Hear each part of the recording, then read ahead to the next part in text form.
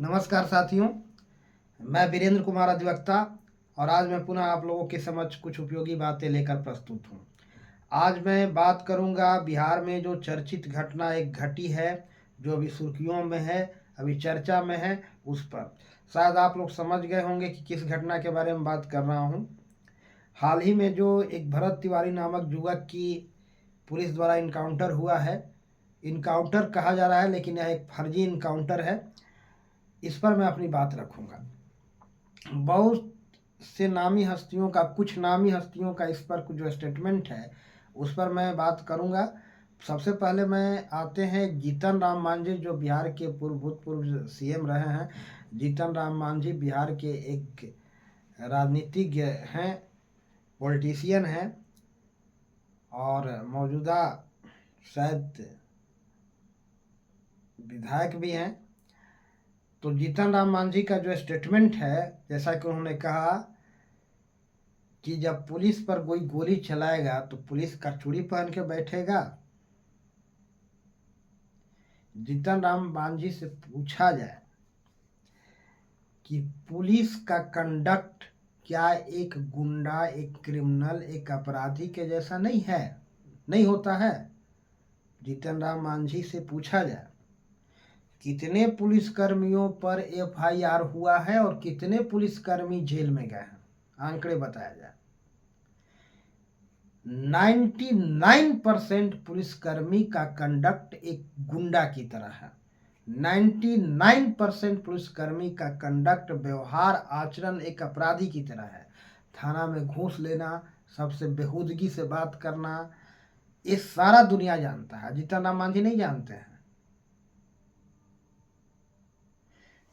तो ये सरकार का, जीतन राम मांझी जैसा नेता का पोषित एक पुलिस वाला गुंडा होता है। जीतन राम मांझी जैसा नेता द्वारा पालित पोषित या पुलिस वाले लोग गुंडे हैं। सरकार का एक संरक्षित पोषित गुंडे होते हैं, ये सरकारी गुंडे होते हैं। और जीतन राम मांझी जैसे लोग ही ऐसे गुंडे को पालते हैं। जीतन राम मांझी ये क्यों नहीं कहते कि पुलिस वाले का कंडक्ट बुरा होता है, उनके व्यवहार एक गुंडा जैसा होता है, पुलिस वालों का अपने आप में गुंडा जैसा एक्टिविटी होती है, एक अपराधी के जैसा एक्टिविटी होता है। और पुलिस वालों पर तो आज तक कोई केस नहीं हुआ, कोई मुकदमे नहीं चले, एक भी पुलिस वाले जेल में नहीं जाते हैं।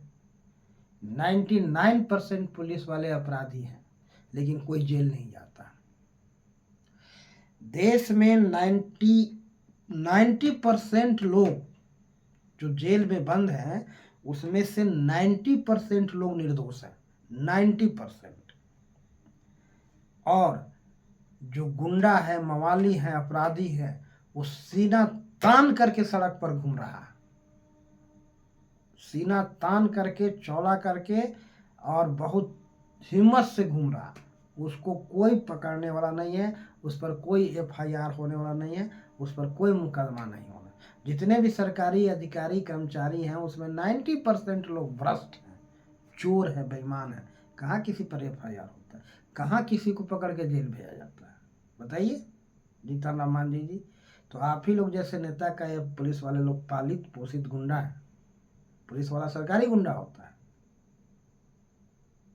अब आइए, हम एक और हस्ती हैं, पूर्व आईपीएस अधिकारी हैं अमित दास। उनका इस घटना पर स्टेटमेंट था कि भरत तिवारी को भगत सिंह से तुलना नहीं किया जा सकता है। भगत सिंह अपने आप में एक महान क्रांतिकारी थे और उनकी तुलना इन लोगों से नहीं कर सकते हैं जो अवैध रूप से हथियार रखता हो, ऐसे लोगों से तुलना नहीं कर सकते। 40 साल तक अमित दास जो पूर्व आईपीएस व्यवस्था के हिस्सा रहे हैं, इस करप्ट व्यवस्था के हिस्सा रहे हैं। अगर ये चंद्रशेखर आजाद जैसा अगर होते तो ये भ्रष्ट व्यवस्था में सर्विस नहीं करते। अगर ये भगत सिंह जैसा रहते तो भ्रष्ट व्यवस्था में सर्विस नहीं करते। सुभाष चंद्र बोस ने आईपीएस का नौकरी, आईएएस का नौकरी क्वालिफाई करके भी नौकरी नहीं किया। और वर्तमान समय में एक प्रशांत नामक व्यक्ति हैं, आचार्य प्रशांत, जो आईएएस क्वालिफाई करके भी नौकरी नहीं किया। ऐसे बहुत से लोग हैं जो क्वालिफाई करके इस व्यवस्था का हिस्सा नहीं बने। तो 40 वर्षों तक सेवा में रहे होंगे, रिटायर्ड हुए, इस करप्ट व्यवस्था का हिस्सा में शामिल थे। अमित दास पूर्व आईपीएस। आप बताइए, अमित दास पूर्व आईपीएस अधिकारी जी, क्या मौजूदा हालात, व्यवस्थाएं, हमारी सरकार और मौजूदा सिस्टम क्या अंग्रेज मानिंद नहीं है? फर्क इतना ही है कि वे गोरे अंग्रेज थे, काले अंग्रेज। व्यवस्थाओं तो अंग्रेज मानिंद ही हैं। और आज़ादी के लड़ाई में भगत सिंह का नाम गिना जाता है, लेकिन भगत सिंह के अतिरिक्त हजारों हजारों के संख्या में लोग अंग्रेजों फिरंगियों के खिलाफ आंदोलन में शहीद हुए थे, और आप नहीं जानते हैं उनमें से किसी का नाम।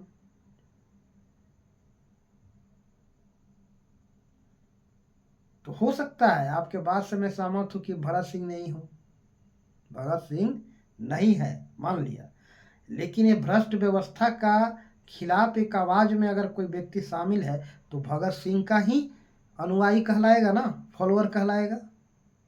नेता नहीं है भगत सिंह जैसा, लेकिन उसके समर्थक कहलाएगा।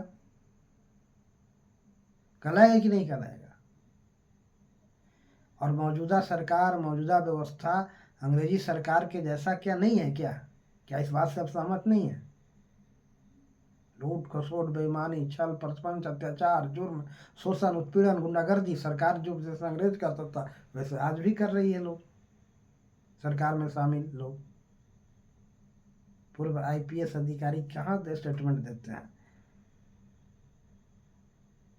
जो लड़का भारत माता की जय नारा लगा रहा हो और जो यह स्टेटमेंट दे रहा हो कि देशभक्त मरने से नहीं डरते हैं, उसके विचार के को समझने की ज़रूरत है कि अंदर में उसके क्या चल रहा है और बाहर से वह क्या हो रहा है, क्या दिख रहा है।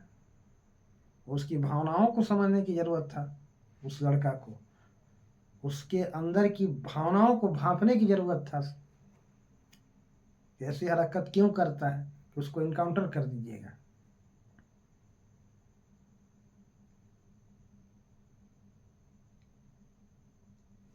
सब लोग भगत सिंह नहीं हो सकता, लेकिन भगत सिंह के फॉलोअर्स तो हो सकते हैं। भगत सिंह के आंदोलन में, भगत सिंह अंग्रेज जितने भी स्वतंत्रता संग्राम के आंदोलन में बहुत से लोग शहीद हुए थे कि नहीं हुए थे? मान लो भगत सिंह नहीं हुआ, लेकिन शहीद तो हुए थे ना। तो इस व्यवस्था का जो कुछ भी एक्टिविटी कोई इंसान कर रहा है, ये कहीं ना कहीं ये व्यवस्था का ही उपज है, इस सिस्टम का ही उपज है। कहीं शोषित, उत्पीड़ित, अत्याचार है, किसी पड़ोसी ने किसी को सताया, किसी गुंडा ने किसी को सताया, किसी दबंग व्यक्ति ने किसी पर अत्याचार किया, इसलिए वह हथियार उठाया, और प्रशासन और पुलिस का समर्थन, सहयोग नहीं मिला।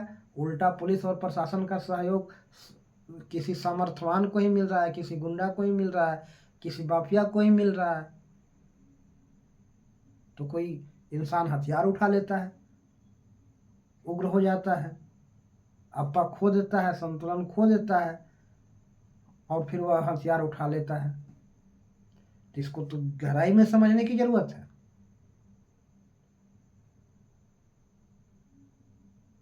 न्यायालय में मुकदमा लड़ते लड़ते जीवन बीत जाता है, और 50 साल मुकदमा लड़ने के बाद दोषी को साक्ष्य के अभाव में बरी कर दिया जाता है। तो ये तमाम बातें आईपीएस अधिकारी जी, अगर कोई कुपित होकर के, अगर कोई शोषित, कोई उत्पीड़ित कोई व्यक्ति हथियार उठा लिया तो उस पर जुर्म हो जा, जो उसको इनकाउंटर कर देना चाहिए।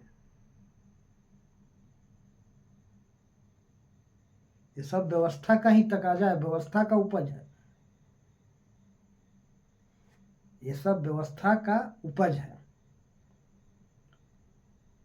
पूर्व आईपीएस अधिकारी का स्टेटमेंट, एक डीजीपी थे हमारे गुप्तेश्वर पांडे जी का कहना है कि वो ये फर्जी इनकाउंटर है, उतनी लंबी दूरी से कोई किसी को पिस्टल से नहीं मार सकता है, 30 मीटर तक ही उसका रेंज रहता है, 30-40 मीटर तक घात करने का। तो उनका भी बात सही है। सबसे पहले तो यह जान लें कि कोई आदमी अगर कहीं भटक गया है मार्ग से तो उसको भटकाने में इस व्यवस्था का हाथ है। नंबर 1, अगर गलत रास्ता अपना लिया है तो वह स्वयं नहीं अपनाया है, या व्यवस्था ही बनाई है उसको ऐसा। और कोई गलत रास्ता अपनाई नहीं, अंग्रेजी सरकार के मानंद व्यवस्था है और उसके खिलाफ लोग कहीं ना कहीं अपना जो है अंग्रेज सरकार के खिलाफ कहीं ना कहीं एक आवाज़ है, जो उत्पीड़ित, शोषित और जिसे सताया गया है, जिसको इंसाफ नहीं मिला है, ये लोग हथियार उठा ले रहे हैं।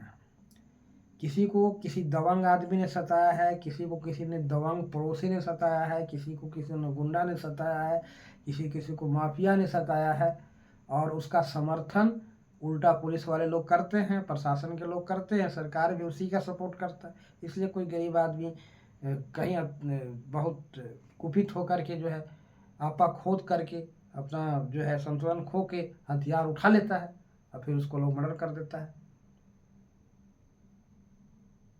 अगर भगत सिंह पैदा भी हो जाए तो ये तमाम लोग जो आज जिनको इनकाउंटर हुआ है, ये भगत सिंह के ही साथ खड़े होते, ना कि मौजूदा किसी सरकार के साथ खड़ा होते। इतना तो तय है, क्योंकि ये सरकार, मौजूदा सरकार, अंग्रेजी सरकार के ही मानिंद है। तो भरत तिवारी का जो साथ जो घटना घटी है ये गलत है। पुलिस से अत्याचार है, सरकार प्रशासन का अत्याचार है, गुंडागर्दी है और कुछ नहीं है। इन्हीं कुछ शब्दों के साथ मैं अपने वाणी को विराम देना चाहूँगा और अंत में तमाम दर्शकों को प्यार भरा नमस्कार बोलना चाहूँगा। सभी को प्यार भरा नमस्कार। जय हिंद, जय भारत, जय श्री राम।